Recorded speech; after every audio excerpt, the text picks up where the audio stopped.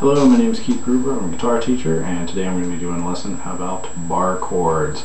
Bar chords are kind of infamous among guitar players for being hard or kind of being the threshold of where you become an amateur, hack who kind of knows how to play guitar to a pretty decent guitar player.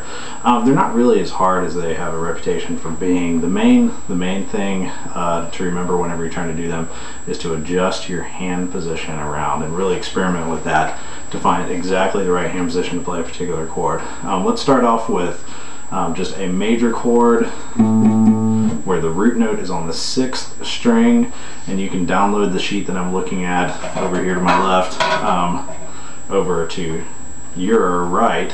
There should be a link to it in the little information box on the side of this video, if you're on YouTube, that is. Alright, so the first chord we're going to do is a major chord with the root on the 6th string. The frets that I'm going to be playing, it goes 5th fret on the 6th string, 7th fret on the 5th string, 7th fret on the 4th string, 6th fret on the 3rd string, 5th fret on the 2nd string, and 5th fret on the 1st string. Put them all together. My first finger is going to be crossing all 6 strings like this. My ring finger is going to be on the 5th string, 7th fret. My pinky is on the 4th string, 7th fret, and my middle finger is on the 3rd string, 6th fret. And it's going to sound like this.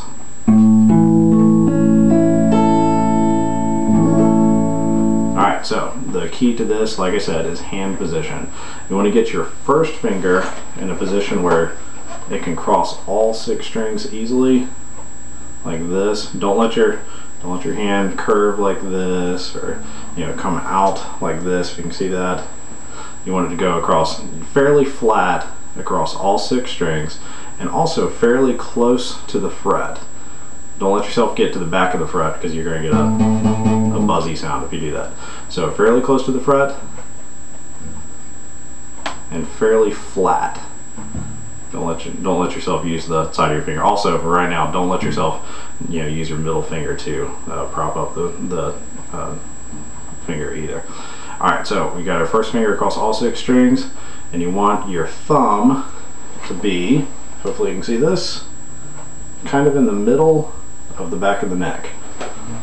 It's going to be kind of right behind where that first finger is.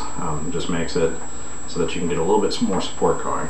Alright, once you get that down, try practicing that a few times. Alright, now, after you do that, you're going to try to add to it the other 3 fingers. Alright, this is one of the easier bar chords out of the 4 major ones we're going to talk about today. The next one is the minor version of this same chord. All we're going to do is take off your middle finger, and so it's going to sound like this.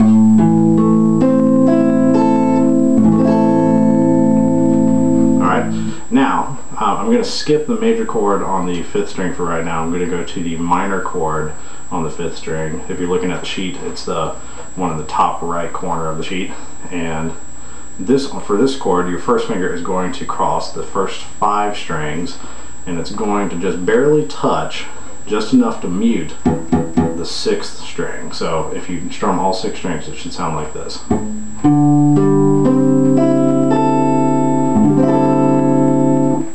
Alright, and now we're going to do basically the same hand configuration that we did for the first major chord. We're going to do, let's see, 4th string, 7th fret, held down by your ring finger. Then 3rd string, 7th fret, it's going to be held down by your pinky. And then 2nd string, 6th fret, it's going to be held down by your middle finger. So you put that all together, you get this. Muted 6th string.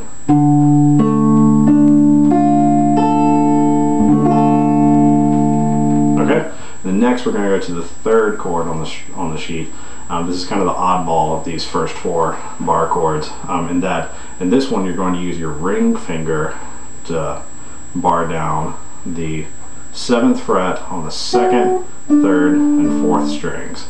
And then you're going to use your first finger to hold down the 5th fret on the 5th string, and you're going to mute the 6th string and also the 1st string. So it should sound like this.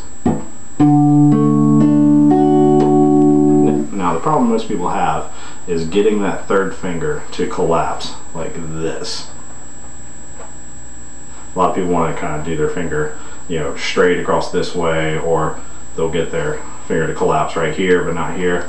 What you want to do is you want to get it to look just like this. If you notice, this knuckle is collapsed, or this joint is collapsed, and this joint is not collapsed. So straight, just like that. The key, I think, for a lot of people, you can also do it with your pinky, the key for a lot of people is to keep a reasonably straight line from the back of your hand through this first knuckle here, and get it just like that. So you can do this with either your ring finger, or I do it a lot of times using my pinky. Alright. Now the muting is mostly done, well, the sixth string is done by the first finger, and then the first string is muted by that ring finger. You see, the reason that we collapse our finger this way is that you have strings that are being held down with that finger, and then you've got one string that's just being barely touched by that finger and it's muting it. The first string is just being barely touched, so you end up getting this thing where you get and then just that first string is just barely being touched by my ring finger, and it mutes it just like that. Put it together, you get. Now, once you learn how to play all these four chords, you have to figure out which chord makes what. The key to it, and you can see this on the sheet, is you can see a little R up in the top left of each chord. That R stands for the root of the chord. And so basically what you have to do is figure out what the name of the note that's on that string where the root is, and that's going to be the name of the chord. So for instance, the 5th fret here, and I've got a little chart of the chromatic scale on the left side of the margin. The 5th fret on the 6th string, see E, F, F sharp, G, G sharp, A. So this note is an A. So that means if you play a major chord with the root of an A, it's going to be an A chord. Same thing if you do a minor chord with the root of an A, it's going to be an A minor chord. And you can do the same thing with the next string, starting with the open A, get A, A sharp, B, C, C sharp, D. So this note is a D. That means this chord is a D major chord, or a D chord. And then this chord is a D minor chord. Alright. I've also got, let's see, I've got 16 other chords on this page. If you learn all of these chords, and you can do all of these chords comfortably from the 1st fret up to about the 12th fret, I figured it up, it's about 480 different chords that you'd be able to play. If you just do those major and minor bar chords, the 1, 2, 3, 4, and you learn those from the 1st fret to the 12th fret, that's 48 different chords. That's all the major and minor chords in 2 different positions. So it's very powerful. It makes guitar playing a lot easier, and it makes your guitar playing very flexible. All right. Again, my name is Keith Gruber.